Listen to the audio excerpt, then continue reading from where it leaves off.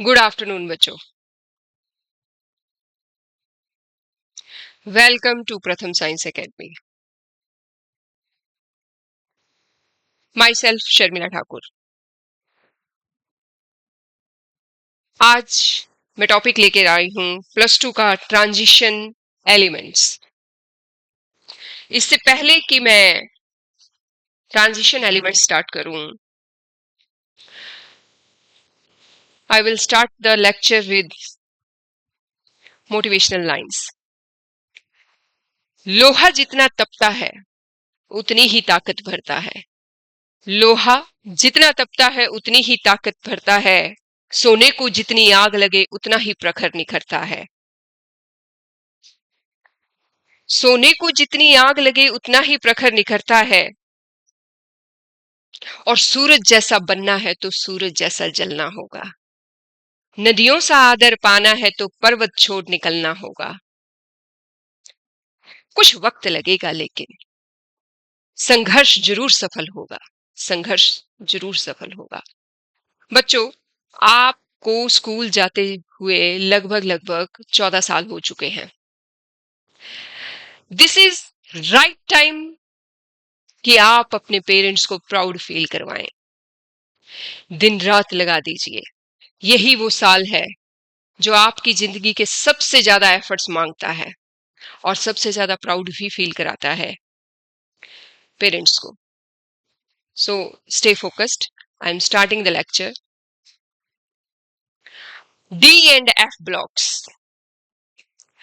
First of all, I am giving the introduction which is present on the first page of the NCERT.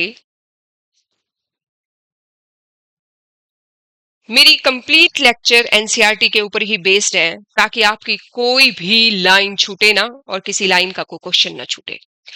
The D block of the periodic table contains the elements of the group 3 to 12. ध्यान देना बच्चों, D block periodic table में कहां पर है? 3 to 12 groups में। Let me show you. 3 to 12. These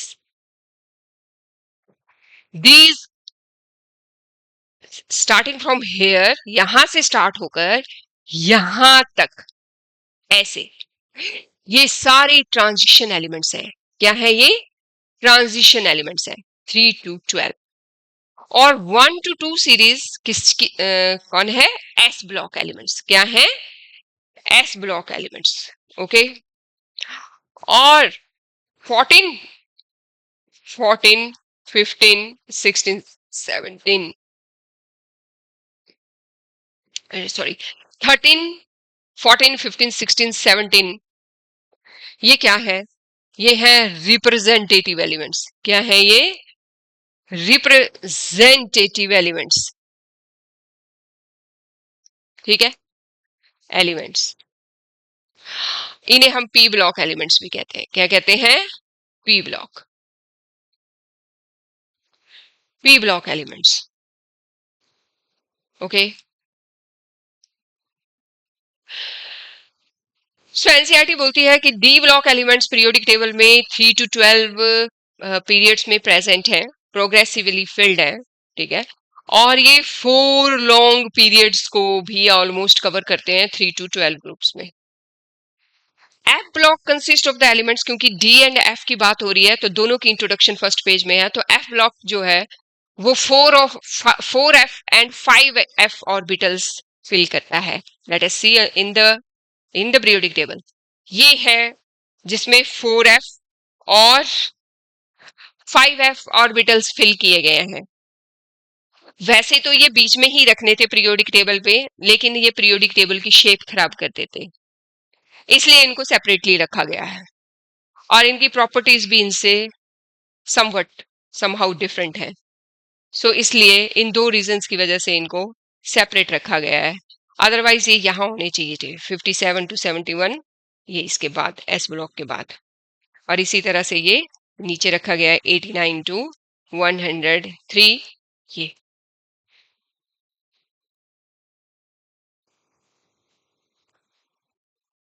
तो बच्चों मैंने आपको क्लियर कराया कि ये पीरियोडिक टेबल में कहां पर है। They are placed in separate panel, है ना, सेपरेट पैनल।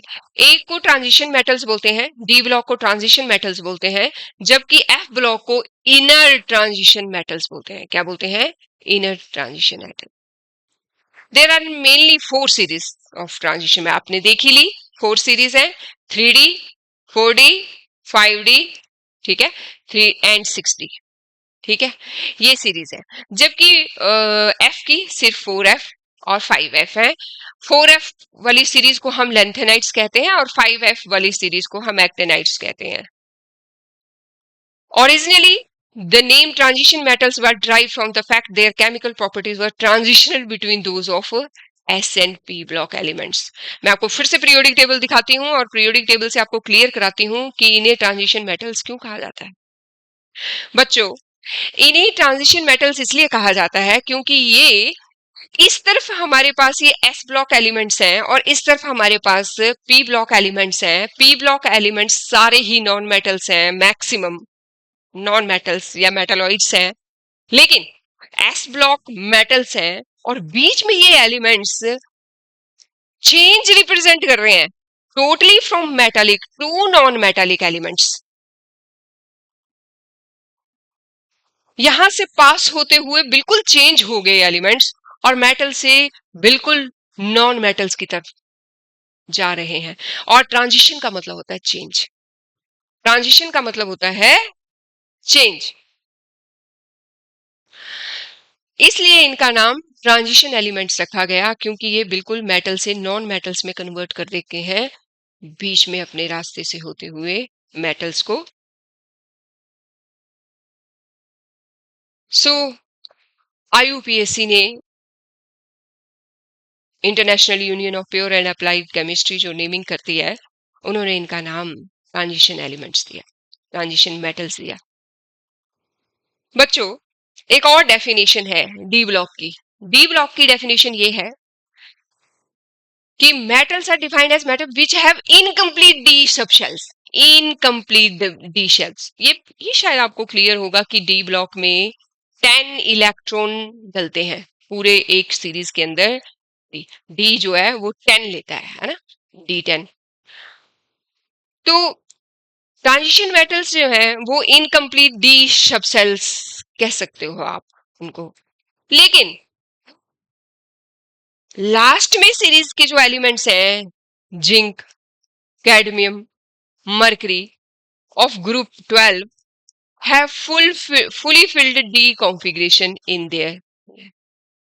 तो ये डेफिनेशन इनके ऊपर सूट नहीं करती क्योंकि एक तरफ आप कह रहे हो कि डी ट्रांजिशन एलिमेंट्स वो एलिमेंट्स हैं, मेटल्स हैं जो इनकम्प्लीट डी शेल्स है, लेकिन इनमें तो कंप्लीट डी शेल्स है।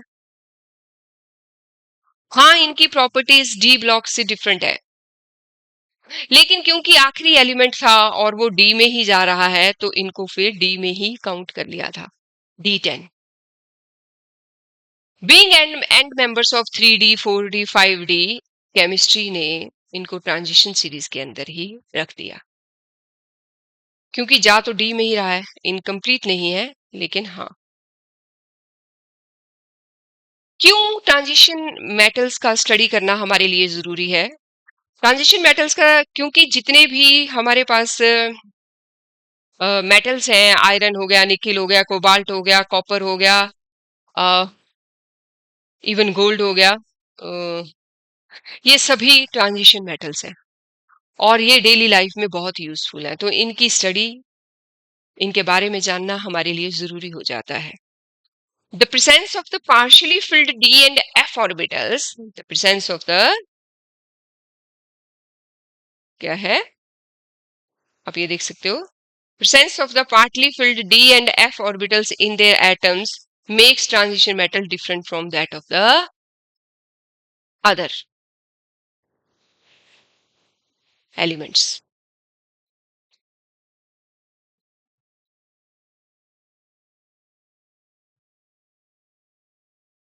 बच्चों तो हमने इंट्रोडक्शन में क्या क्या सीखा?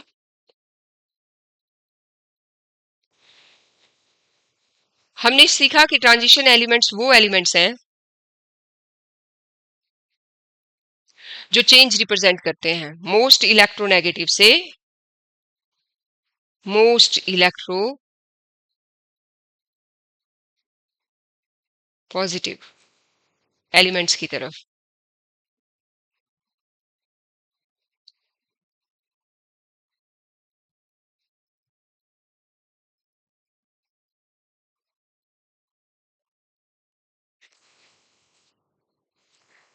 और इनर ट्रांजिशन एलिमेंट्स और ट्रांजिशन एलिमेंट्स की प्रॉपर्टीज बिल्कुल डिफरेंट होती हैं बाकी एलिमेंट्स से।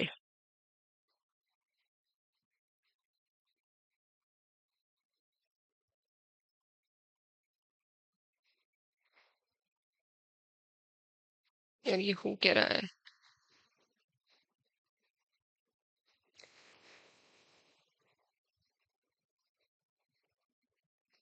एक मिनट बच्चों।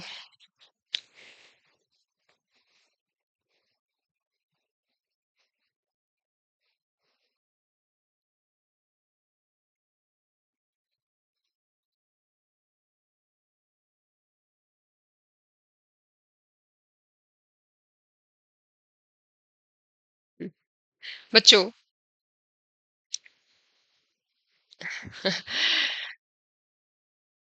सो हमने देखा कि नॉन ट्रांजिशन एलिमेंट्स की प्रॉपर्टी ट्रांजिशन एलिमेंट्स से डिफरेंट है और वो कंपाउंड भी डिफरेंट बनाते हैं, बिल्कुल डिफरेंट कंपाउंड्स बनाते हैं। ठीक है। However valence theory of valence applicable to non-transition matters applied successfully to the transition elements। तो ये जो हमारे पास वैलेंस बॉन्ड की थ्योरी है वो ट्रांजिशन एलिमेंट्स पर सक्सेसफुली अप्लाई होती है। तो वेरियस प्रीसियस प्रीसियस कीमती कीमती एलिमेंट्स मेटल्स जो हैं वो ट्रांजिशन एलिमेंट्स हैं, जैसे कि सिल्वर, गोल्ड, प्लेटिनियम। ये सारे ही बहुत सारे industrially important elements, iron, copper, titanium transition series में पाए जाते हैं। इसलिए हमें ट्रांजिशन एलिमेंट्स के हर करेक्टरिस्टिक को, हर फीचर्स को जानना जरूरी हो जाता है कि उनका बिहेवियर क्या है, उनके क्या करेक्टरिस्टिक्स हैं। ये जानना हमारे लिए जरूरी हो जाता है ताकि हम उनका यूज लाइफ में प्रॉपरली कर सकें। सो नेक्स्ट है हमारे पास हेडिंग है the transition element D block position in the periodic table। heading is position in the periodic table and electronic configuration। चलो बच्चों आज थॉरोली जानते हैं हम कि ट्रांजिशन एलिमेंट्स पीरियोडिक टेबल में कहाँ पाए जाते हैं और इनकी इलेक्ट्रॉनिक कॉन्फ़िगरेशन क्या होती है। पोजीशन मैं आपको पहले ही बता चुकी हूँ इनकी कि ये एस और पी ब्लॉक एलिमेंट्स के बीच में पाए जाते हैं। इन्हें हम पेनल्टीमेट एलिमेंट्स भी कहते हैं। डी ब्लॉक को एक तो हम देखो नाम कितने हैं, डी ब्लॉक, पेनल्टीमेट एलिमेंट्स और ट्रांजिशन एलिमेंट्स। तीन नाम आपको ट्रांजिशन एलिमेंट्स के मिल गए। और इसी तरह से एफ ब्लॉक एलिमेंट्स के नाम होते हैं एंटी पेनल्टीमेट, क्योंकि एंटी पेनल्टीमेट शेल में इनका इलेक्ट्रॉन एंटर करता है। ठीक है। और एफ ब्लॉक है ना। तो इस तरह से आप देख सकते हो कि पोजीशन इनकी कहाँ होगी, एस और पी के बीच में। और इनकी एनर्जी क्या है, D orbitals of the penultimate energy level atoms receives the electron. तो डी ब्लॉक ऑर्बिटल्स जिन्हें की हम पेनल्टीमेट एनर्जी लेवल कहते हैं वो इलेक्ट्रॉन्स को रिसीव करते हैं। और एफ ब्लॉक में कौन रिसीव करता है, एंटी पेनल्टीमेट एनर्जी लेवल्स। अब है हमारे पास इलेक्ट्रॉनिक कॉन्फ़िगरेशन, डी ब्लॉक की electronic configuration. General electronic configuration जो है, general electronic configuration D blocks की हमारे पास क्या है, ये है n-1। ये पेनल्टीमेट सेल होता है, जो n-1 होता है वो n-1 d 1 to 10।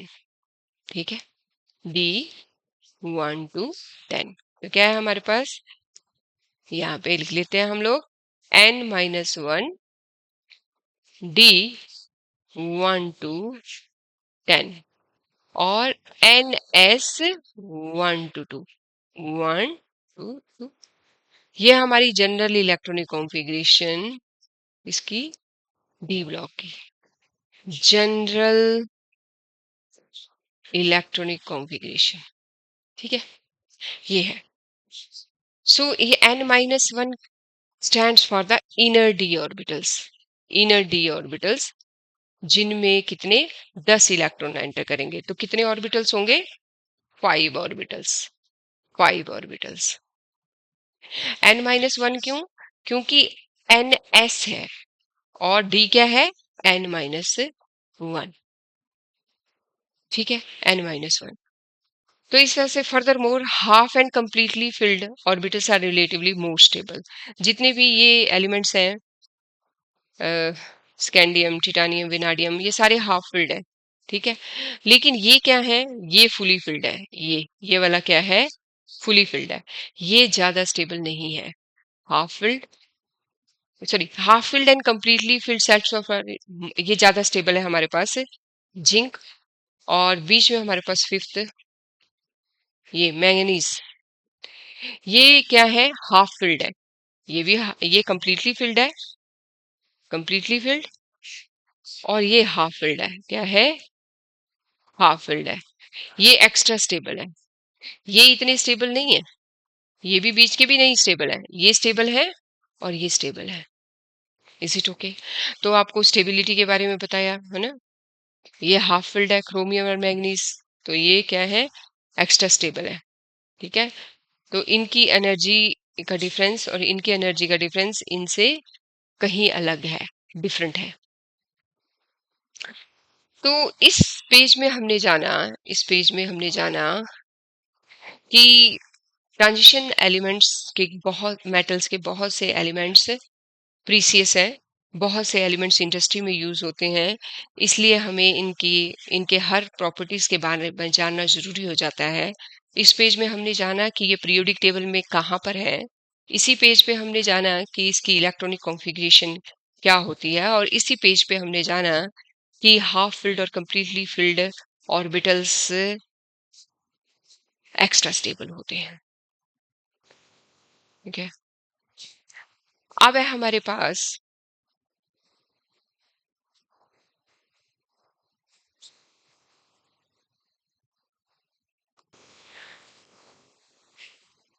Electronic configuration के ही बारे में अभी और है, ठीक है।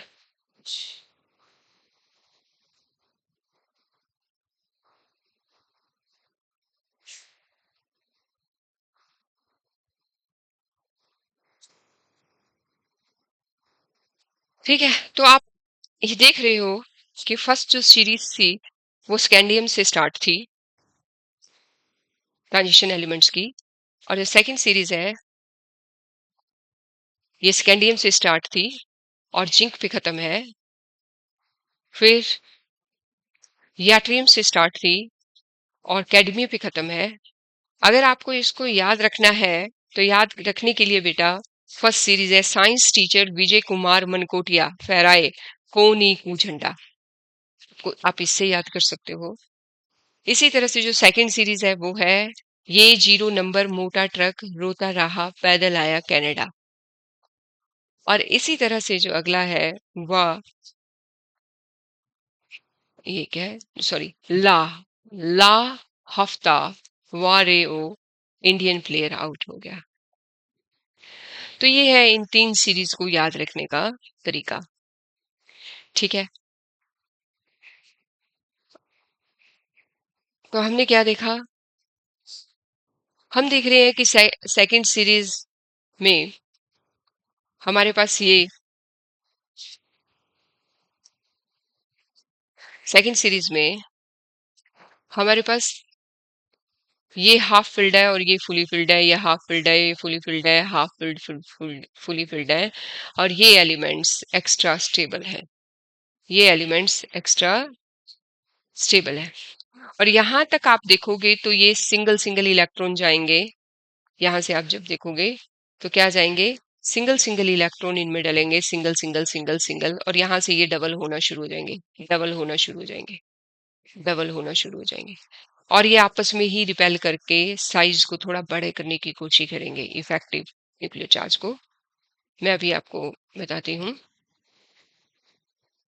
द इलेक्ट्रॉनिक कॉन्फ़िगरेशन,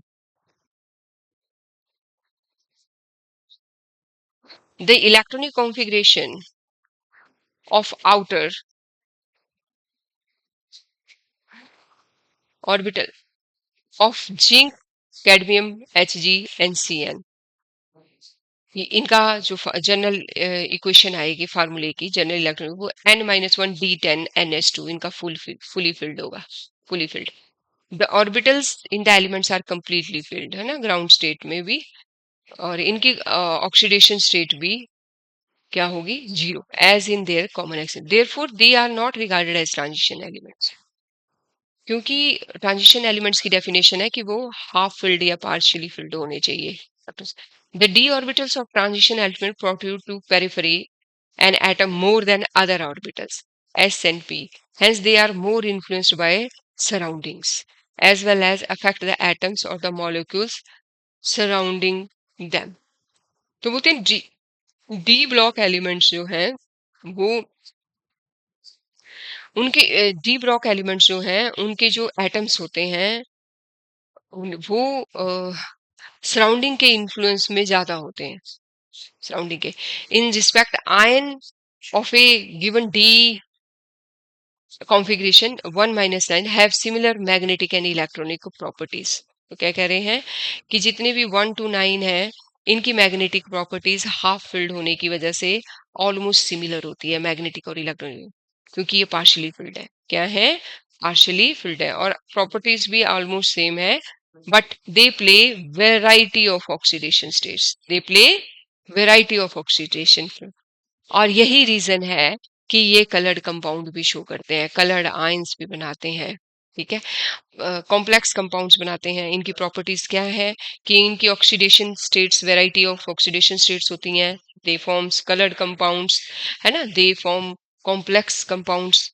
है ना, विद वैरायटी ऑफ लीजेंड्स। ये हम नेक्स्ट चैप्टर में पढ़ेंगे कि लीजेंड्स क्या होते हैं, कॉम्प्लेक्स कंपाउंड्स क्या होते हैं। Transition metals and there compounds also exhibit catalytic, और ये जो है रिएक्शंस को फास्ट करने के लिए भी इनमें से बहुत सारे एलिमेंट्स इस्तेमाल होते हैं जिन्हें हम कहते हैं कैटालिटिक प्रॉपर्टीज, और ये हाफ फिल्ड होने की वजह से, मैक्सिमम पार्शियली फिल्ड होने की वजह से इनका बिहेवियर पैरामैग्नेटिक होता है। क्या होता है, पैरामैग्नेटिक होते हैं, है ना। जो पेयर्ड होते हैं, कंप्लीटली फिल्ड होते हैं, वो डाई मैग्नेटिक बिहेवियर होते हैं, और जो पार्शियली फिल्ड होते हैं वो पैरामैग्नेटिक बिहेवियर शो करते हैं। तो हमने देखा कि यहाँ most of the elements variety of oxidation store करते हैं, शो करते हैं, कलर कंपाउंड होते हैं, कॉम्प्लेक्स कंपाउंड बनाते हैं, पैरामैग्नेटिक होते हैं, कैटालिटिक प्रॉपर्टीज हैं, ठीक है। ये सारा बिहेवियर हम आगे पढ़ेंगे, क्यों ये ऐसे बिहेव करते हैं, इनकी एक एक प्रॉपर्टी को स्टडी करेंगे। There are greater similarities in the properties of the transition elements with horizontal, एक रो में जो है जितने भी एलिमेंट्स हैं उनकी जो प्रॉपर्टीज हैं वो ऑलमोस्ट सिमिलर है, वो ऑलमोस्ट सिमिलर है, उनकी प्रॉपर्टीज का बिहेवियर ऑलमोस्ट एक जैसा है, ठीक है। अब हमारे पास ये क्वेश्चन है नीचे, क्वेश्चन है नीचे, क्या क्वेश्चन है ये, on what ground can you say that scandium is a transition element but zinc is not। अभी हमने पढ़ा था कि ये पार्शियली फिल्ड है, ये पार्शियली फिल्ड है ना, इनकम्प्लीटली फिल्ड है, इनकम्प्लीटली फिल्ड को हम डी ब्लॉक, जबकि जिंक जो है वो कम्प्लीटली फिल्ड है ना, कम्प्लीटली फिल्ड है, और डेफिनेशन जो है वो पार्शियली फिल्ड हो डी ब्लॉक वही कहलाए जाते हैं, डी ब्लॉक पार्शियली फिल्ड हो वही है। तो इस बेस पे हम कह सकते हैं कि स्कैंडियम ट्रांजिशन एलिमेंट है जबकि जिंक नहीं है। क्लियर बच्चों, सब क्लियर हो रहा है, स्टे फोकस्ड, ओके। अब है हम नेक्स्ट पेज पे, और एनसीईआरटी का अगला पेज क्या बोलता है, सो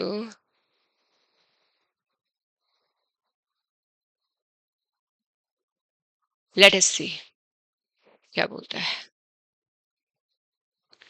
ठीक है।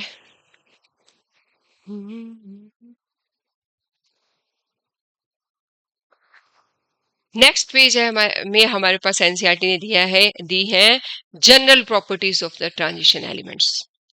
जनरल प्रॉपर्टी में सबसे पहले इन्होंने फिजिकल प्रॉपर्टीज दी है। Physical properties, late us see the physical properties of the transition element.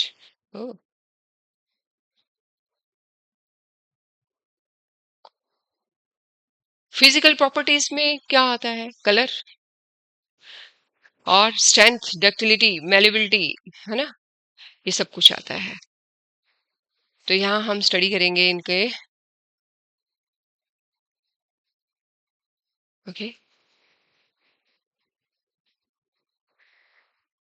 सो बच्चों, nearly all the transition elements display typical metallic properties such as high tensile strength,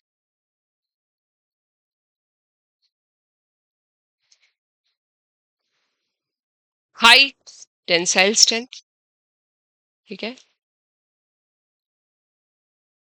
ductility, malleability, high thermal and electrical and conductivity and metallic lustre. Metal है, ये चमकती हैं, sheets में convert कर सकते हैं मार मार के, वायर्स में चेंज कर सकते हैं मार मार के, गर्म होती हैं, ये इलेक्ट्रिसिटी कंडक्ट कर सकती हैं फ्री इलेक्ट्रॉन्स होने की वजह से।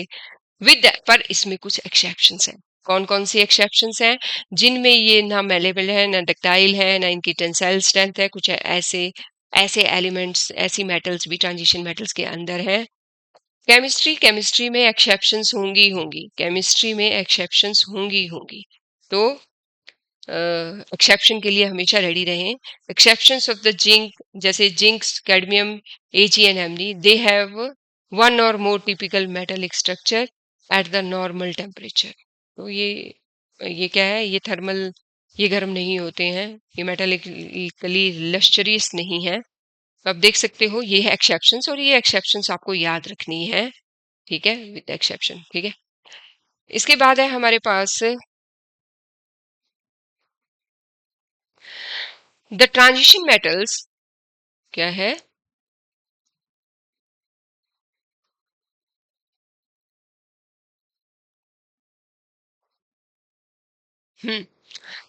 The transition metals with exception of zinc, cadmium are very hard.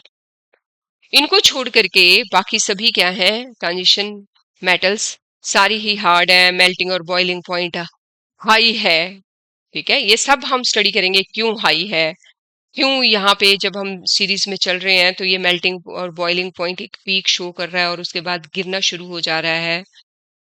क्या रीजन है? केमिस्ट्री रीजन, एक्सेप्शन, इन चीजों पे चलती है केमिस्ट्री, है ना।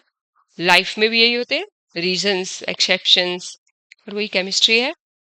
इसी तरह से ये हम चल रहे हैं, यहाँ से मोलिब्डेनियम तक है, फिर ये टेक्टिनियम में डाउन आ गया, तो ये क्यों हो रहा है, ये सब कुछ हम आगे स्टडी करेंगे। अदरवाइज अगर आप इन दो तीन एक्सेप्शंस को, बीच में जो एक्सेप्शन आ रही है, इनको देख कर छोड़ करके मेल्टिंग और बॉइलिंग पॉइंट जो है ऑलमोस्ट सभी ट्रांजिशन मेटल्स का हाई है ना। So करें 3D, 4D and 5D series, the high melting points of these metals are attributed to the involvement of greater number of electrons from N minus D in addition to the NS electrons। बोलते NS electron तो इसमें involve हो ही रहे हैं, उसके NS के कम है, और जो डी ब्लॉक है उनके 10 इलेक्ट्रॉन इन्वॉल्व हो रहे हैं। उनके कितने? 10 इन्वॉल्व हो रहे हैं, और उसके अलावा एनएस के भी इन्वॉल्व हो रहे हैं, पर एनएस के एज कम्पेयर टू कम। और ज्यादा इलेक्ट्रॉन होने की वजह से क्या है, इन ये ज्यादा इंटर एटॉमिक बॉन्डिंग जो है, एटॉमिक बॉन्डिंग शो कर सकते हैं। तो कह रहे हैं in any row of the metals points of these metals rise to maximum. किसी भी रो में ये D5 तक मैक्सिमम जा रहे हैं, और एनोमेलियस बिहेवियर फिर शो कर रहे हैं, मैग्नीज, टेक्टेनियम, है ना, फिर गिरना शुरू हो जा रहे हैं ना। तो ये कह रहे हैं they have high enthalpies of atomization, है ना। और एटम को तोड़ने, मतलब इनके अगर एटम तोड़ने हो तो एटम के तोड़ने की एनर्जी भी इनकी हाई होती है। क्या होती है? हाई होती है। किसकी? मैंगनीज और टेक्टेनियम की हाई होती है, ठीक है।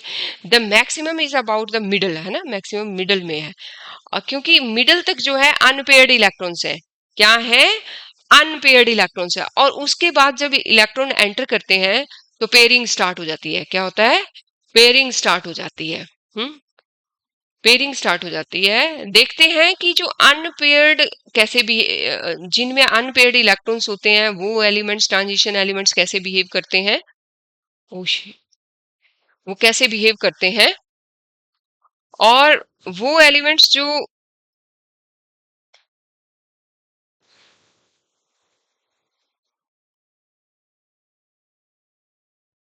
जो अनपेयर्ड हैं वो कैसे बिहेव करते हैं। They behave differently, they behave differently. सारा ही इलेक्ट्रॉन्स का चक्कर है। दो एलिमेंट होंगे आउटरमोस्ट शेल में, कौन से शेल में है, कितने इलेक्ट्रॉन है, यही तो केमिस्ट्री चेंज कर देते हैं। यही बातें तो केमिस्ट्री चेंज कर देती हैं एलिमेंट्स की, है ना। सो लेट अस सी, मैं आपको पिक्चर को एनालाइज करके बताती हूँ। हम्म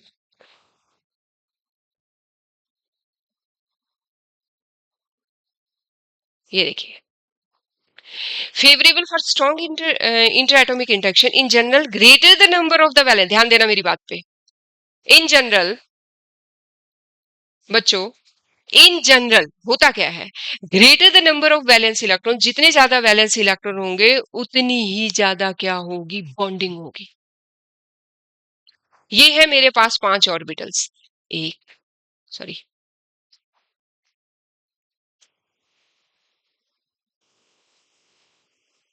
ये है मेरे पास 5 ऑर्बिटल्स, ठीक है। एक, दो, तीन, चार और 5, ये डी ऑर्बिटल्स है। ये क्या है, डी ऑर्बिटल्स है, ठीक है।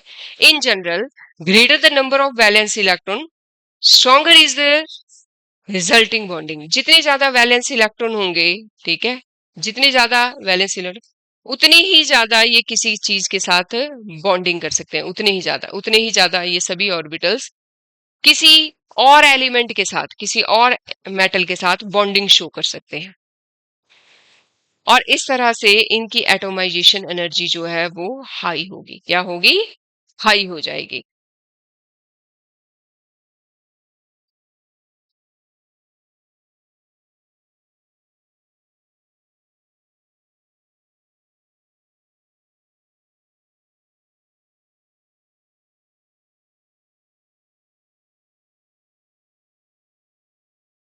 ठीक है। सो एटमाइजेशन एनर्जी हाई होगी तो बॉइलिंग पॉइंट है। एटम को तोड़ने की एनर्जी हाई होगी, जितने ज्यादा वैलेंस इलेक्ट्रॉन होंगे उतनी ही एटम को तोड़ने की एनर्जी हाई होगी। और अगर हाई एनर्जी होगी मतलब बॉइलिंग पॉइंट हाई होगा। क्या होगा, बॉइलिंग पॉइंट और मेल्टिंग पॉइंट दोनों ही हाई होगा। Another generalisation that may be drawn that the metals of the second and third series have greater enthalpies of atomization। ठीक है, जो सेकंड और थर्ड के हैं, क्योंकि वो क्या है, वो लेंथेनाइड कंट्रैक्शन भी शो कर रही हैं, वो हैवी ट्रांजिशन मेटल्स हैं। क्या बनाती हैं, occurrence metal metal bonding in the compound of the heavy transition metals जो है वो डिफरेंट हो जाती हैं और स्ट्रॉन्ग बॉन्डिंग होती है। Variation in atomic and ionic sizes of the transition metals, ये बच्चों हम ये टॉपिक हम कल करेंगे, ठीक है।